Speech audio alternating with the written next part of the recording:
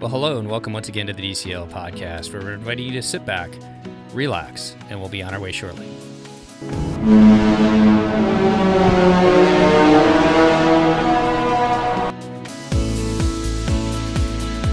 Well, welcome back to the DCL podcast, and this is going to be kind of a fun overview of just cruising. We've got a listener coming on today. He and his wife are platinum cruisers with Disney Cruise Line, and I thought we'd have just a little bit of fun just talking about all different aspects of cruising with Disney, from port adventures to different ports and different cruises they've taken. And I'd like to welcome to the show from Florida, Frank. How are you doing today, Frank?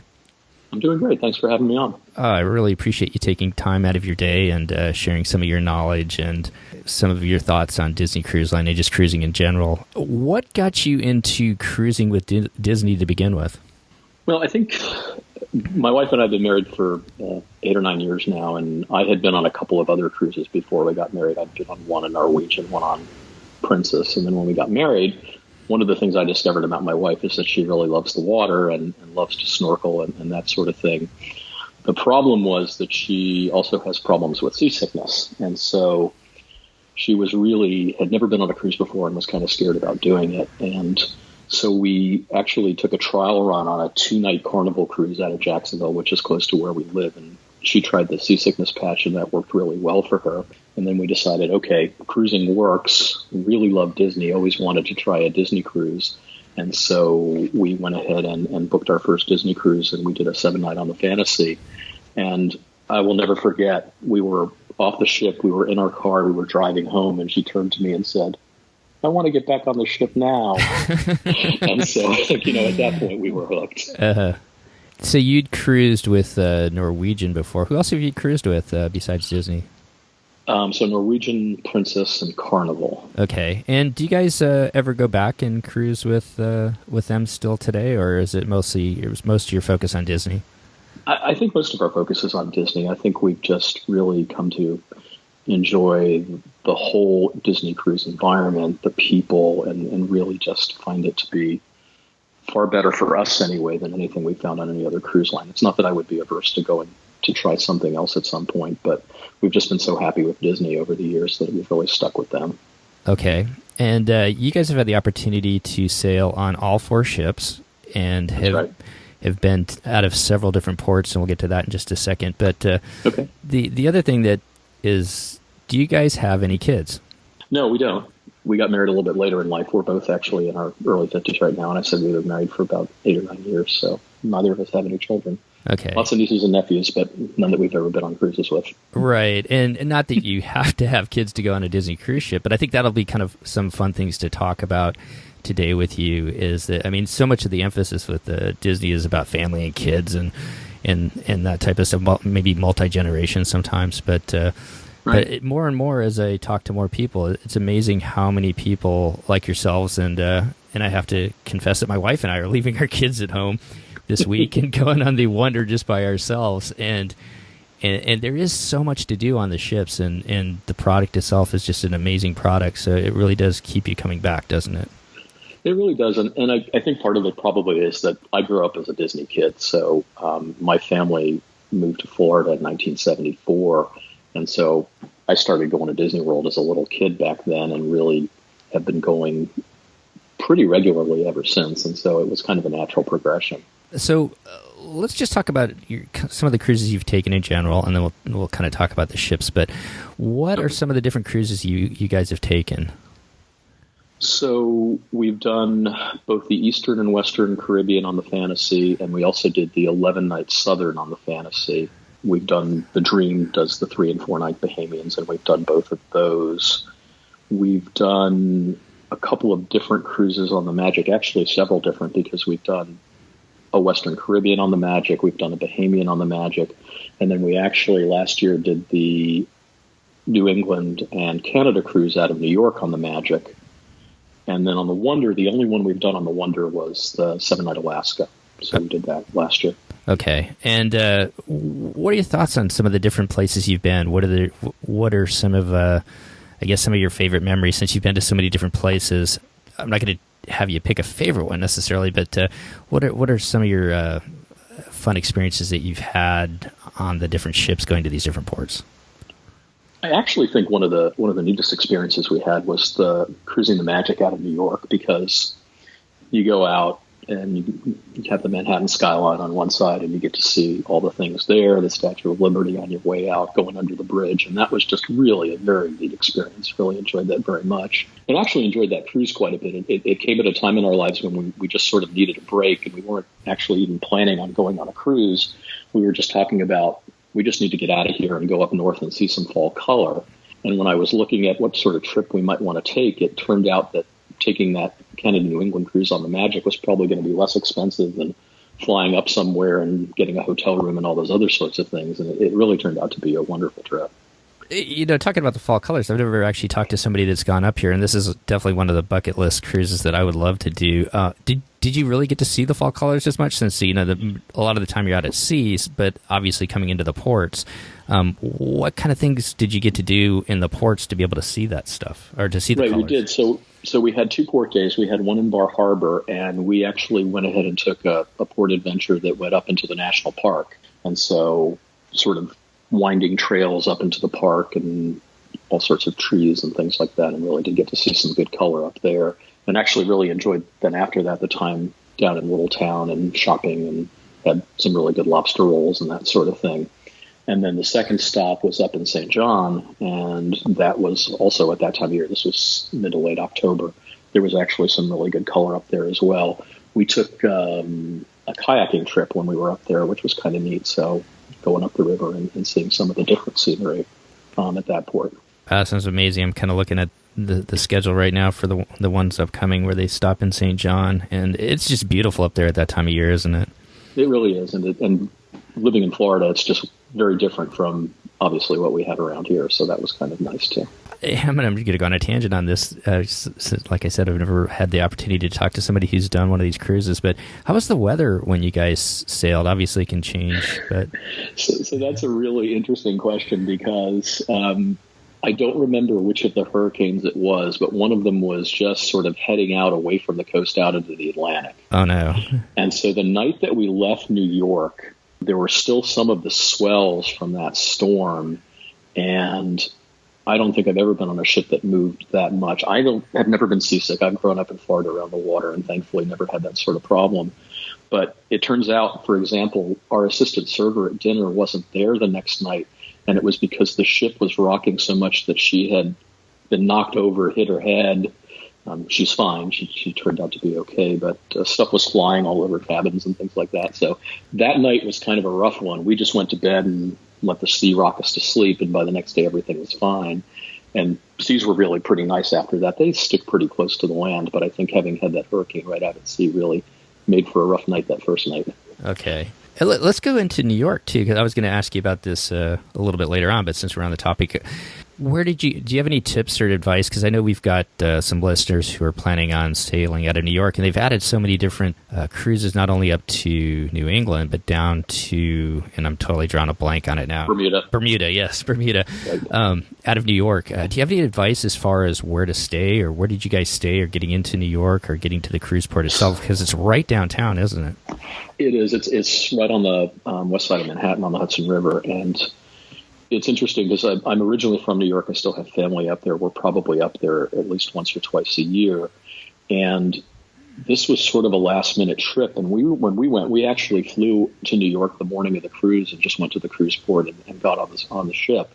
One of the nice things about New York is there's lots of flights there, and it's pretty inexpensive. But the nice thing, we were talking to one of the crew, where the cruise port is, it's pretty much a straight shot into Times Square. And so all the stuff in Midtown, there's lots of hotels, there's lots of stuff for people to do. And so I think that would be perfectly reasonable in terms of making a nice little either pre or post-cruise trip.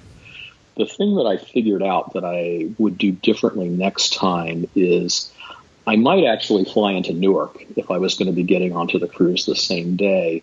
Because if you fly into JFK or LaGuardia, you actually have to get all the way across Manhattan to get to the cruise port. And that is a challenge any day of the week, any time of day. Yeah, that's a good point. We actually, that's one of the places I fly into quite a bit is Newark. Our hotel is actually downtown Newark above Penn Station, Newark. There's 2 different Penn stations. And you can jump on the train right there, and it takes you into Manhattan. But from the airport itself, it's super easy to to transfer over from your gate, get on the train, and it takes you right into Madison Square Garden. And I think it's probably about 15 minutes or so to get into downtown, and that would be a really easy airport to fly into, like you're saying. So good advice and tips there. What about Alaska? How did you guys like your Alaska cruise? Well, Alaska was always sort of one of our bucket list things, and so we had planned this more than a year in advance. And what we actually did was we decided we wanted to do some land stuff as well. So we flew into Anchorage about 4 or 5 days before the cruise, and then did the train up to Denali, spent a couple of days up there, train back to Anchorage, and then flew from Anchorage to Vancouver, and then did the cruise from there. And it was just a great trip. We had a fantastic time. We also spent a couple of nights in Vancouver, which I would highly recommend. Vancouver is a fabulous city. There's really lots of stuff to do, lots of great restaurants, lots of great outdoor stuff, and we really had a good time there as well. Yeah, oh, what an amazing... how did you like the train trip up into Denali? That was really neat. It was really one of those things where it's this hours and hours on the train. I'm going to be bored, but it was never boring. There was just so much stuff to see in terms of the scenery and the little towns that you go through and all that sort of thing. And they have food and drink, which flows quite freely. So obviously that creates a nice atmosphere on the train, but we had a really good time. Right. Did you stay in the park itself, up in the lodge, or... Yeah, it was a part of a package that we did through the Alaska Railroad, so it included the railroad trip and then a couple of nights stay in the Denali Lodge up there. And then we did the excursion into the park, which is really interesting because the roads are only open to certain official vehicles, and the main vehicle that does excursions into Denali is a school bus. It's not a school bus anymore, but it once was a school bus. Right. And so if you do it round trip, it's about 13 hours, and that is a long time to sit on a bus. Oh, so definitely. What we did is we took the bus trip in, and then they stop at the lodge at the other end of the park, and you have lunch, and then we took the flight seeing back. So a small, I think it was an 8-seater Cessna coming back, and that was really neat because he flies pretty close to the mountain, and you can get to see all that sort of stuff from the air. Plus, it gets you back a lot quicker than the 6-7 hour ride to get back. Yeah, it'd be a long time on a school bus. How was the weather? Were you able to see the mountain pretty well? We were. It's one of those things where it's different from minute to minute, just about. And so we were on the bus going in, and things were cloudy, and then suddenly the clouds lifted, and so they quickly raced us to a spot where you could see the mountain, and got a great view and got some really good pictures, and then the clouds came back again, and it was gone. But then we also got to see it again when we did the flight seeing, because we were able to get above a good bit of the cloud line, and got some really nice shots there too. Well, that's a great tip for those who venture up and head into the park. I didn't realize that it was such a long bus trip. That's definitely like one of the things on our bucket list as well, to get up into Denali. So I think we'd be trying to take that flight scene cruise or flight back as well. But what a great opportunity. I think they do a wonderful job being on the ship and really getting a flavor of Alaska on the Wonder up there. But being able to get up to Anchorage and further north really gives you a much bigger perspective on how big the state is and how just amazing some of the scenery is. Right, and we got really lucky on our Alaska cruise because I think we had maybe half a day of rain for the whole 7 days, which apparently is unheard of. It was really a beautiful trip. Yeah, I think on ours, that was the first cruise we took. It rained pretty much every day except for 2, but it wasn't too bad. We're used to it up in the Northwest, so you kind of make the most of it. Did you? Was there any? I've had a lot of questions about different excursions in Alaska. What did you guys do when you were up in Alaska? Do you remember? I do. So this is going to be funny, I think. My wife's favorite thing in the world to do is snorkel. Uh-huh. And we snorkeled in Alaska. Oh, no way. So it's one of the excursions at Ketchikan. And really? It's full wetsuit and weight belts and all the gear. The water temperature, they told us, was somewhere around 56 to 58 degrees. Uh-huh. But it was fine with the wetsuits. And it's certainly much different than snorkeling in the Caribbean. Mm-hmm. They don't have, obviously, the colorful tropical fish, but there was some pretty interesting stuff in terms of some of the sea life and the sponges and things like that. So I don't know that I would recommend that for everybody, but it was kind of a fun thing to do. And then let's see, in Juneau, we did a whale watching trip. So went out on one of the boats and actually got to see a few whales, and that was kind of a nice excursion as well. And then we spent the rest of the day sort of wandering around town. There's a lot of neat shops and restaurants and things. And then in Skagway, we did a panning for gold. My wife wanted to pan for gold, so we did that. And it was, I think, about what you would expect. It was fun. I think it'd be a lot more fun for kids than it probably was for us. We got a little bit tired of it after a little bit, but that was fun too. Right. Amazing. And then when you guys stayed in Vancouver, did you stay downtown Vancouver, or where'd you guys stay?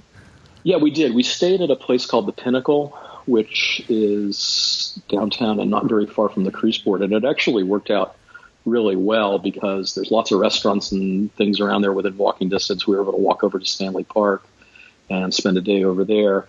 And then the best thing was when it was time for the cruise, we were able to just walk over to the cruise port from the hotel. Fortunately, we didn't have to walk back because it's downhill from the hotel to the cruise port. It would have been uphill going back, and that would not have been a good situation. It was really just sort of right around the corner and down the hill, so it worked out pretty well. Right. Wow, what an amazing cruise, and what an amazing vacation. You guys really hit everything you could do in Alaska. So I'm going to be honest, I'm kind of playing around as we're talking here, and I'm just going to throw this out here. I was looking at the prices for the New England cruises, and they're pretty reasonable. They are. I think it's because of the time of year. I think it's at a time when kids are in school and it's a little bit more difficult. And I know that when I talk to folks that are interested in Disney cruises like I am, that's one of the things that they sort of complain about is we would love to take a cruise out of New York. It's much more convenient for us, but they all seem to be at times when our kids are in school and we can't do it. Right. And in all honesty, it's kind of tough over in the West Coast here, like even just the Wonder. The reason my wife and I are going, well, it's kind of a long weekend for us. We're just doing a 3-day, but it's right in the middle of the school year while the Wonder's doing most of its Mexico sailing. So not that you can't take your kids out of school, but it's just it does make it tougher as far as the planning that way. But the prices are pretty reasonable, it looks like, going up out of New York. So if anybody's interested out there, take a look at it. But let's kind of turn down to the Caribbean. And I am not an expert on the Caribbean. I've only done one sailing on the Magic out of Miami, and it sounds like you did the Western Caribbean out of there on the Magic. But I kind of want to talk about, how about that 11-day cruise you guys did down to the Southern Caribbean? What did you think of that? That was fantastic, and that was one of those sort of accidental we fell into it cruises. It's interesting, with all the cruises we've taken, probably only about half of them have been planned well ahead of time. The other ones sort of turn out to be, we just need to get out of here, we need to get away, or I kind of keep an eye on when Florida resident discounts and things like that pop up. And that was one where I guess it wasn't selling as well as they wanted it to. And a couple months before it sailed, they put out a really nice Florida resident discount, because otherwise I don't know that we would have done it. And so we went ahead and signed up for that and really had a great time on that cruise. I think probably went to our favorite port in the Caribbean of the ones we've been to, which was Aruba. We really had a great time there. It was a wonderful place, lots of very nice people, and probably the best snorkeling of any of the islands that we've been to in terms of just the number of fish right close to the dock where we were, and really was a really good experience. So being able to do a cruise like this, since you've done so many up in the Western and Eastern, I guess, you got to see a lot of different places you hadn't been to before, correct? Yeah, that's true. We did. And I don't know, people talk about how they don't like to go back to the same places over and over again, but I sort of see that with Nassau. I think I've had about as much as I care to take of that port, but I still enjoy going there because there are still some excursions that go out. Like I said, we love to go out snorkeling, and there's still lots of things to do there that are fun. But we've been to some of the other ports several times. We've been to Cayman at least 2 or 3 times. Really have enjoyed it each time we've been there. So at least for us, we sort of like just going places and relaxing and enjoying the experiences. Right. And, there's something to be said about the I can't even talk today. Familiarity of going to someplace. We go to Hawaii all the time. My parents live over there. And there's something nice about knowing kind of what you want to do and where you want to do it. And just, it makes it a little bit easier sometimes rather than having to try and reinvent the wheel every time you take a vacation. So there's something nice to be said about that as well. Yeah, and I think that's been part of what we enjoy about the Disney cruises now, having been on quite a few, is it's just very comfortable when we get on the ship. We know where everything is. We actually know quite a few people on a lot of the ships now in terms of the crew, because we've had the chance to meet and get to know them over the years. And it's just really a very comfortable experience. And we find that it's actually kind of nice because sometimes I have the opportunity to sort of help people out because they have questions about where do I go for this, that, or the other thing. And sort of, I don't know what it is, but apparently I give off this vibe of somebody who knows what they're doing. I'm not sure how or why, but I have no problem. I enjoy doing that and sort of giving people some advice about things if they ask me questions. That's perfect. Do you wear your lanyard when you're on the ship? Not usually, but I got to tell you, our first platinum cruise, I wore it the whole cruise. Uh-huh. Yeah, it was like a badge of honor at that point, I guess. Well, I was kind of wondering if maybe people looked at that and said, "Well, he's been on here a bunch of times, so let me ask him." So it's funny. People tell me that I'm very good at walking with purpose and looking like I know where I'm going, and I think that's sort of the vibe that I give off. Even if I don't know where I'm going, I guess I still look like I do know. Oh, there you go. Before we leave the cruise down to the Southern Caribbean, this is just kind of an odd question, but do most of the ports, can they dock at the ports, or are you tendering in most of these? Yes, they, as far as I can recall, they docked everywhere. I think the only port I've ever been to that's a tender port is Cayman. Okay. That's good to know. All the rest of them, they were able to dock. I could be wrong about that, but that's what I recall. Okay. Before we talk about the ships and some of the things that you guys like to do and on that, is there any other ports that kind of stick out, kind of favorite spots or maybe tips or anything like that of some of the different places you've been to that we could throw out to some of our listeners? Well, one of the things that actually when I tell people this, they're surprised and they think this is a great thing. It really doesn't have a lot to do with the cruise itself, but if you're on an Eastern Caribbean that goes to St. Thomas, a lot of people don't realize that St. Thomas is part of the United States and most cell phone plans work there. So if you've got one day during your cruise where you need to catch up on phone calls or emails or all that sort of thing, that may be the place to do it. Oh, perfect. Well, that's a good tip for St. Thomas. Any other favorite ports that you guys like to, since your wife likes to snorkel so much, any favorite ports that she likes to snorkel at? I think, as I said, Aruba was really our favorite. That was probably the best snorkeling. And then we did, actually out of St. Thomas, we did the port adventure that was actually on a pirate ship. Oh, really? That's what they had it made up to look like. And it went out and we made a couple of stops and had the opportunity to snorkel at a place where they had some turtles and then somewhere else where they had lots of tropical fish. And some of the best water for snorkeling that we've seen in the Caribbean seemed to be down in that area as well. Perfect. Before we jump onto the ship part, do you guys, with your port adventures, do you tend to book them mostly through Disney or do you venture out and book them through somebody else, or just kind of make it up as you go? We mostly book the port adventures through Disney in terms of things like snorkeling excursions and stuff like that. Uh-huh. But we also don't have a particular problem just going somewhere and kind of wandering around town. Like, for example, we've been on a couple of cruises that go to Key West. I grew up going down to the Keys, and so I know the place pretty well, and we generally just get off the ship and kind of wander around and do various things there. And so I think it just sort of depends on whether it's someplace where we want to spend more time in the town. If that's the case, then we'll probably just go out and wander around without anything. But if we book anything, we generally do it through Disney. And I don't think it's because there's any particular reason that you have to do that, but there's always this little voice in the back of my mind that says, if the excursion runs late, they won't leave us here. Yeah, it's definitely some good insurance to have, isn't it? Do you guys have any interest in going over to Europe at all? It's one of those things that we've thought about, and every time I look at it, I think this looks like a really interesting cruise that goes to interesting places, except that it doesn't quite get to the places I want to go, because a lot of the places I'd like to go are more inland, and so you're going to have to spend some time on a bus to get there from the port. And then by the time you get there, you almost have to go back again. And so I think what we're going to do, and what we've done actually, is we actually booked for next year, for 2019, an Adventures by Disney river cruise that goes to Paris, and you get a few days there in Paris and then goes down the river and back. And so you get to see a lot of the small towns in between. And so we're going to see how that goes, because I think if I were to go to Europe with Disney, the Adventure by Disney thing seems to me more what we would enjoy in terms of being able to spend more time in places than it looks like you get to do with the Mediterranean cruises. And that one goes down the River Seine, right, through France? Yes. Okay. That's right. Awesome. Yeah, that sounds like just an amazing way to see the inland parts of the country. My wife and I did a bike trip actually through southern Germany, and we followed kind of a tributary of the Danube. And one of the days they had us getting on just a small ship and floating down the river between two of the cities that we were at, and it's just beautiful. So yeah, I think you're going to have just an amazing time over there, and I'd love to have you back on and talk about that when you guys get back, because I'd love to hear about it. Perfect. Well, cool. Let's talk about the ships themselves. You've been on all four.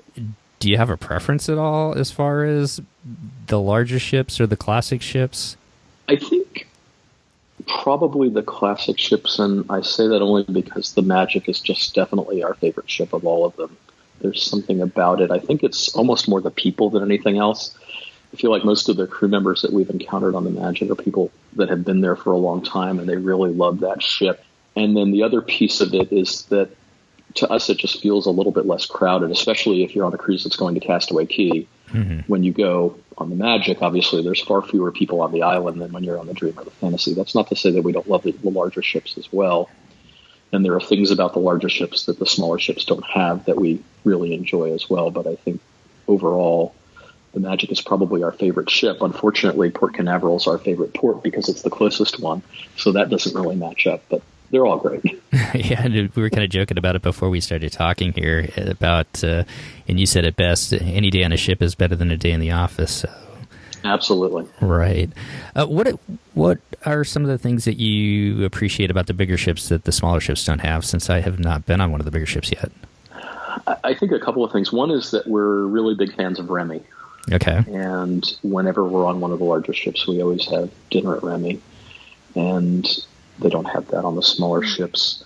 And then the other thing that the larger ships have is the Satellite Falls adult area, which is a good bit larger than the Quiet Cove that they have on the other ships, and really is a very nice sort of top deck, open air place for adults only that we also like to spend some time.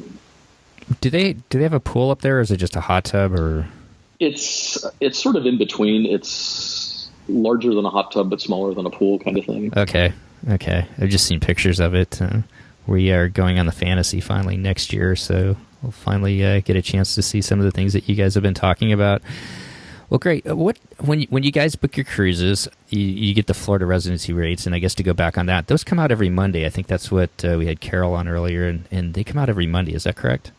Right. There's actually a whole series of things that come out every Monday. There's Florida resident rates, there's military rates, there's Canadian resident rates, and now there's actually rates that have seen come out every Monday for European residents. Oh, really? Okay. And so some of those are different cruises from different places at different times. And so every Monday, just sort of take a look at those and see what's out there.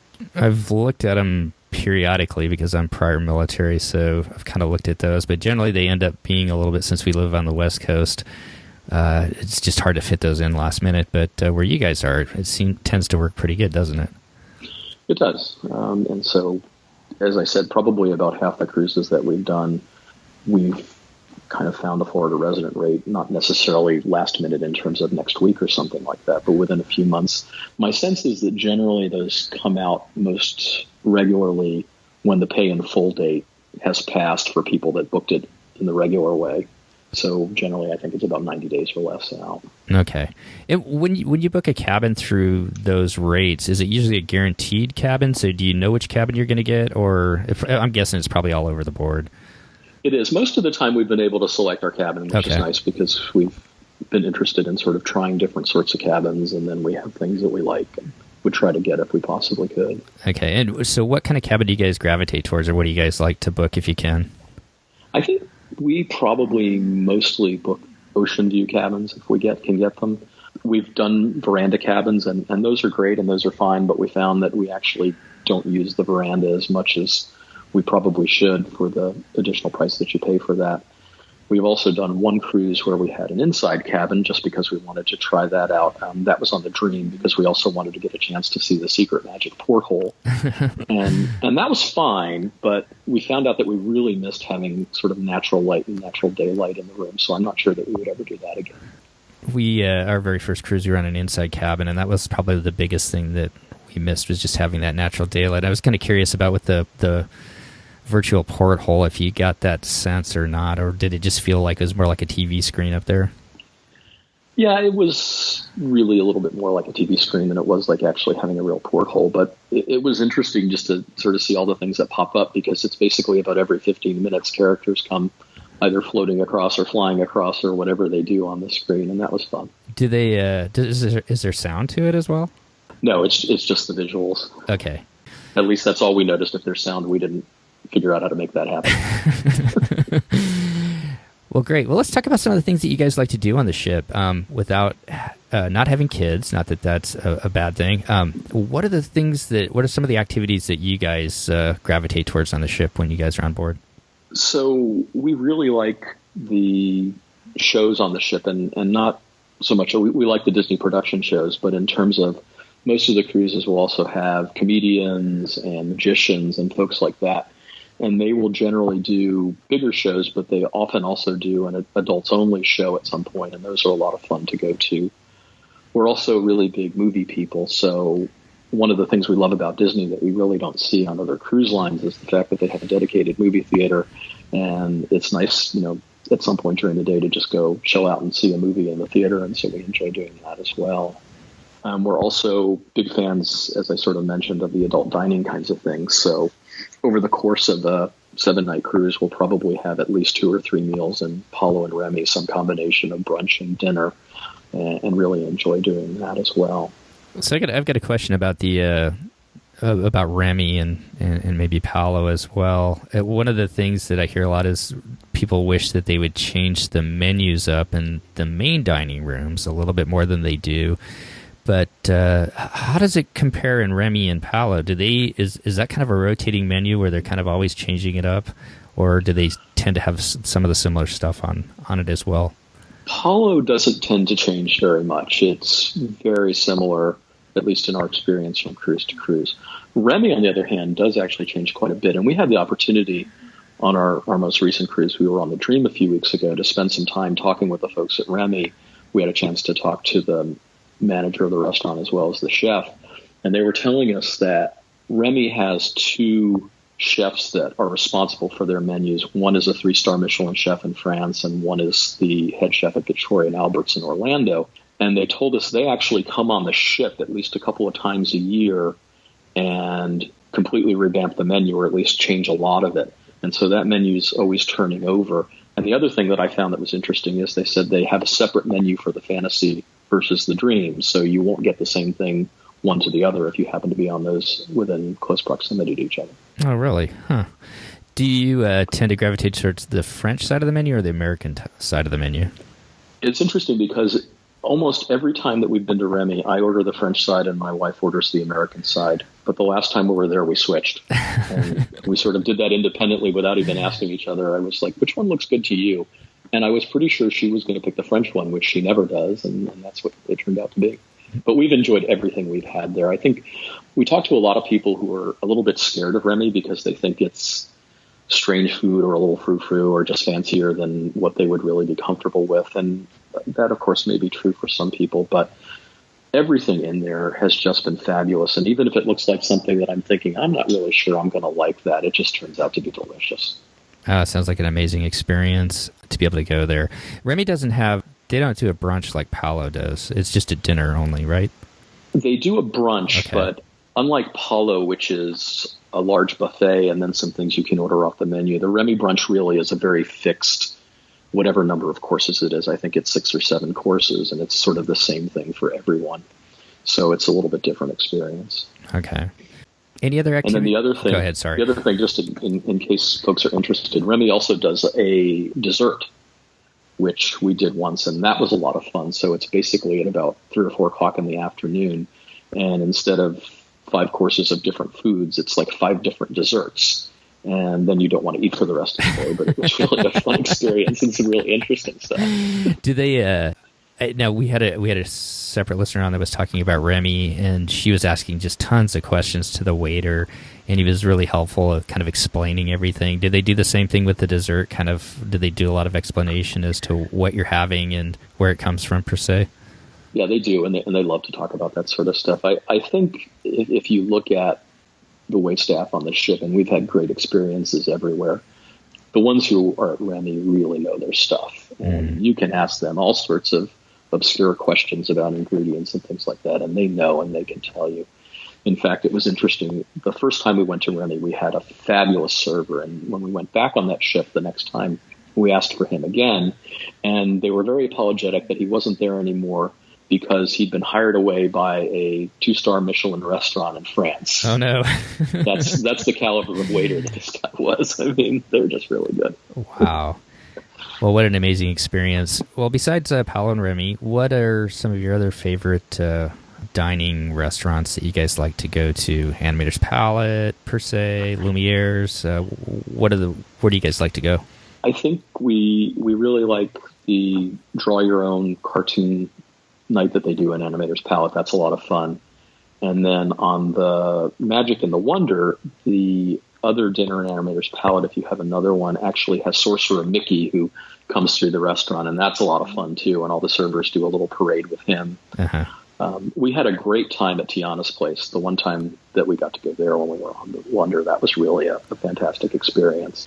And then the other thing that I just love, and this is probably just me, is on the Magic and the Wonder, up where they have the fast food stuff on the pool deck, they have a shawarma station. Oh yeah, and I'm there if we're on one of those cruises at least 3 or 4 times in the cruise because I love that stuff. I don't want to go. Can we go back to Tiana's just real quick? I don't want. Oh, sure, absolutely. I don't want to give too much away. I haven't watched any videos. I'm hoping we're going to be able to experience it here this weekend. But is it a nonstop show from the time you get in there, or is it kind of you eat and then a show happens, or how does that kind of work? So there's live music throughout. Okay. But while you're eating, it's basically just instrumental music, and there's not really a big sort of show. But then they have certain points in between courses where things will happen, and I can tell you what happens or not, depending on what you want to know. But it's sort of paced out that way. And one of the nice things is that Tiana's actually there, and she goes around to every table, and she sat down and chatted with us for a few minutes about different things, and it was really a great interaction. Yeah, that's. We'll just leave it at that and keep it a secret and kind of a fun thing for people to experience when they get on board. But that's kind of one of my favorite things about being on the Disney ships as well, is just the characters that are around. Now, my kids aren't interested at all in the characters; they never have. I kind of joke around that my oldest would rather go to Halloween Horror Nights at Universal Studios than have his picture taken next to Mickey Mouse. But so that hasn't really been on our radar as much. But it's a lot of fun seeing the interaction on the ships that they have with people, and it's neat that they take the time like that. Do you guys like to experience that as well? We like a lot of, like you said, we like to sort of watch other people having experiences with them, but we also like some of the interactive stuff. One of our other favorite things is the Tangled show. After the show, they turn the bar into what they call the Snuggly Duckling. And the waiters all dress up in thug costumes, and there's all sorts of fun stuff that goes on down there that we really enjoy. That's kind of a neat night. I liked it when the guards came through the dining rooms before the show, kind of playing with the waiters and some of the people looking for Flynn Rider. So that's kind of a fun night on the Magic. And some of our character interactions are just sort of random things that we'll never forget. For example, on a cruise we were on recently, we were just sort of hanging out on deck 4. There's some comfortable chairs out there that you can sit on. And we were in port, and there was another ship across from us. I don't even remember what cruise line it was from. And Pluto came out. And so Pluto was standing on the deck, sort of waving to people on the not Disney ship. And in my mind, he was taunting them. That's probably not exactly what he was doing, but it was just sort of funny to see. And you could tell the people on the other ship were, oh my, I wish we were on that ship. Yeah, I think one of our favorite ones, we were walking by the Disney theater, the Walt Disney, or not the Walt Disney, the one with the movie theater in it. And a little girl had just walked out, and her mom actually walked out and then stopped in the doorway because Cinderella was walking the opposite way. And my wife and I just stood there and watched it. And Cinderella came up and, got down and gave her a hug. And then they were dancing around. And we're just, there was nobody else except for my wife and I. And then the mom that was kind of standing back, just letting her daughter experience it. And her eyes just lit up. And it was just kind of a magical moment. So, yeah, it's kind of cool to see those little moments on the ship as you're spending your time there. And it's nice to see some of the different things that they do. I mean, one of the pictures that we did get that we love is when we were on the Alaska cruise. There's a night when Mickey and Minnie are actually in their Alaska garb, so the raincoat and the parka and all that sort of stuff. And so that's pretty neat. And then on Castaway Cay, they will often have characters dressed in more their beach attire, that kind of thing. And that's always fun to see. Do you guys drink at all? We do some. Okay. Is there a favorite bar that you guys like to go to or to kind of relax after maybe some of the shows or dinner or whatnot? I think the one that we probably like the best, and this is, again, another plug for the bigger ships, is Skyline. Okay. Which is the one that has basically the full wall of video screens that changes from city to city, major cities around the world. And one of the neat things about it is that they're actually in motion and you can see cars and people and things. And there's one city, and I can't remember which one it is, where if you know where to look at the right time, there's actually little Star Wars characters that move in front of windows. Oh, really? It's pretty cool. Yeah. So do they do that all the time? It's not just on a Star Wars day at sea or anything like that? Or no, this wasn't a Star Wars cruise. So okay. I think it's just something that's in there. Yeah, another one of those I think. Go ahead. Yeah, just like little Easter egg, hidden Mickey sort of thing. Yeah, I was just hidden stormtrooper kind of thing. I was just going to say that. Yeah, one of those little hidden secrets that you just got to look out for. There's so many of them around. Well, awesome. Anything else you want to talk about on the ship itself that you guys like to experience when you're on board? No, I think the other thing, just for people to keep in mind, is that there's no way to do everything on every trip, and you really shouldn't try to do that. One of the things that we'll do when we get on board is sit down and sort of go through the navigator. And it's nice with the handheld version now that you have on your phone, you can actually see what's happening every day for the cruise and, pick out the things that you really want to try to get to. But if you don't sweat it. Mm-hmm. Well, let's talk about your latest cruise. You guys did a 3-day cruise on the Dream down to Nassau, Castaway Cay. And you said it was kind of a little bit of a different cruise. And do you want to talk about that a little bit? Yeah, sure. So this was one of those ones that we sort of booked last minute for a weekend. It turned out to be not the greatest weather. And I think some people think, oh, my gosh, I hope there's not horrible weather that's going to ruin the cruise. So our first day was in Nassau. We had a snorkeling port adventure scheduled, and that got canceled. So we spent the day on the ship, and we went and saw a movie, and we had some ice cream, and just sort of hung out and read a couple of books and just had a really good time. And then the Castaway Cay day, unfortunately, was very windy. There was some rain. There was some lightning. And I do feel bad for people who come from places that are cold and don't have beaches, and this is sort of why they came on the cruise, because folks really only got to spend a few hours on the beach and in the water, and that was unfortunate. But again, we still just kind of made the best of it and had a great time anyway. I was kind of thinking about that. Did they do anything different on the ship, or did they try and add anything different on days like that? I don't know if you've ever experienced a day at Castaway Cay like that, where they maybe they add some things for people to do since they're not able to go on the island itself. I think that they try to do that. I don't know that we specifically noticed that they had added anything, but okay. I know that they do try to do that. If they have to miss a port for any reason, they'll add a whole bunch of things. I know we were on one cruise, and I can't remember what port it was that we missed, but they issued basically a completely different navigator than the one that was in the app at the start of the cruise, with a bunch more activities for people. Okay. I'm sure they've got the cruise directors have some things up their sleeves to keep everybody entertained when they run into situations like that. Well, great. I'm not sure how to phrase this question, but you've been on 3-night, 7-night, 11-night cruises. What do you have to prepare yourself differently when you go? Because you hear people talk about like a 3-night cruise, and boy, they do a 2-night cruise out of San Diego, and I just think that would go by so fast. Do you have to prepare yourself mentally at all when you go on a shorter cruise versus a longer cruise, as far as thinking about what you want to do? Or does that make sense what I'm asking? It does, yeah. I think you just have to have different expectations. So, for example, when we went on this 3-night cruise, we decided, you know what, we're just not going to eat in any of the main dining rooms because we want to have a dinner at Remy and we want to have a dinner at Palo. And then the middle night, we just ended up having dinner at Cabanas. Mm-hmm. We liked the main dining rooms. We would perfectly enjoy going to those. But since we've only got 3 nights, this is what we're going to prioritize. And that's, I think, the way you have to approach it. It's interesting because I'm not actually sure it's all that much easier to pack for a shorter cruise than for a longer cruise. So I don't think you save much at that end of things. But, yeah, I was just kind of thinking about that, like just the different lengths of the cruises as far as, because Christy just got off a 15-day Panama Canal cruise, and I'm really kind of curious to talk to her about what that's like once you get to like, you know, day 13 and day 14. Right. When we were on the 11 night, we never really felt like, oh gosh, I wish I could get off the boat. We've just been on here too long. Right. But we did. I think that's the one cruise where we actually did laundry halfway through the cruise because we figured before we went that would be something that would help us in terms of packing and that sort of thing. Whereas on anything shorter than that, we generally don't have to do that. We do pretty well without having to deal with laundry. Right. Except when we get home. Well, before we finish up, I think that I should probably touch on Castaway Cay, I guess, at least, since you've been there quite a few times. Is there anything special that you guys like to do in Castaway Cay? So my wife loves the snorkeling lagoon, and so we tend to do that every trip, and usually we bring our snorkel gear when we go, so we don't actually have to rent the stuff from Disney. We have had Cabana on Serenity Beach actually 3 times. And I sort of have a love-hate relationship with those cabanas. Okay. They're fabulous in terms of just the luxury, and you have the attendant who does anything that you want and really enjoy the whole luxurious aspect of it. On the other hand, it's on the adult beach, which is great if you just want to sit on the beach or maybe wade out in the water.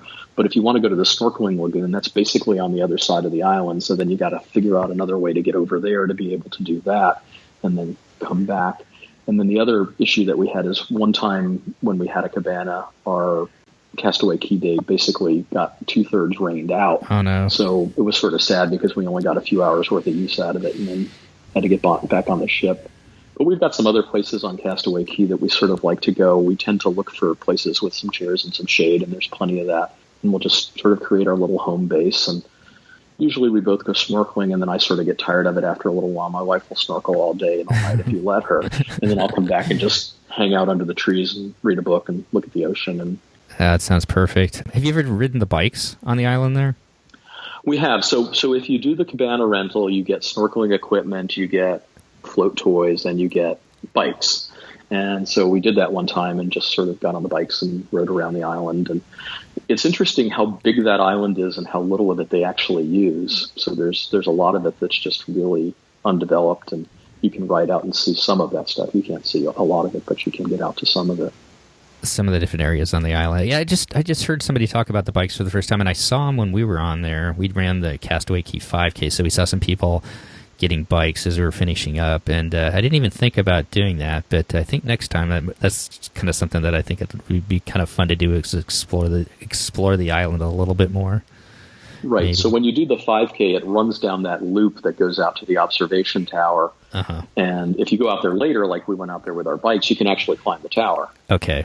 And so that's kind of a neat thing to do. Wow. And get a good view of the island and everything else. Awesome. Anything? Do you guys usually tend to eat over at the adult beach if you're not in the cabana?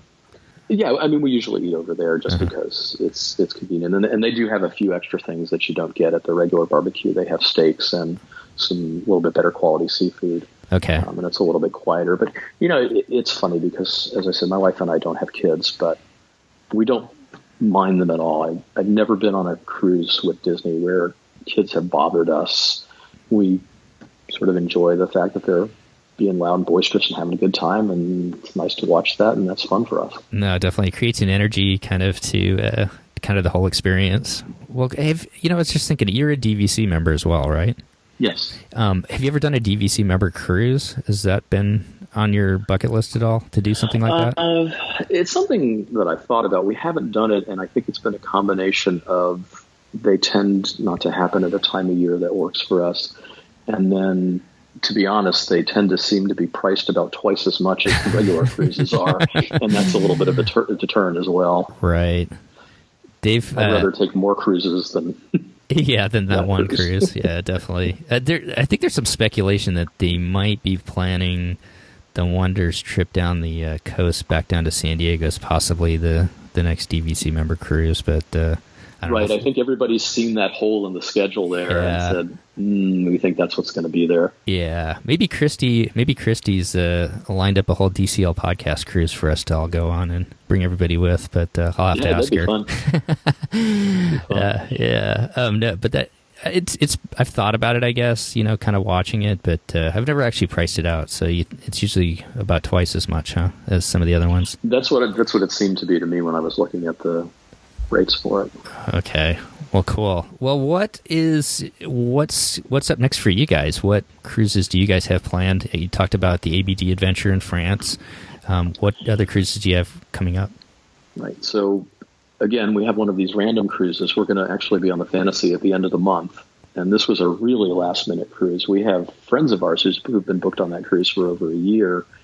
And a few months ago, Florida Resident Rate popped up and they said, you guys should come on the cruise with us. And so we're going to do that. So that'll be fun to be. We've had a couple of occasions where we've been able to cruise with friends with other couples, and that's always fun to do as well.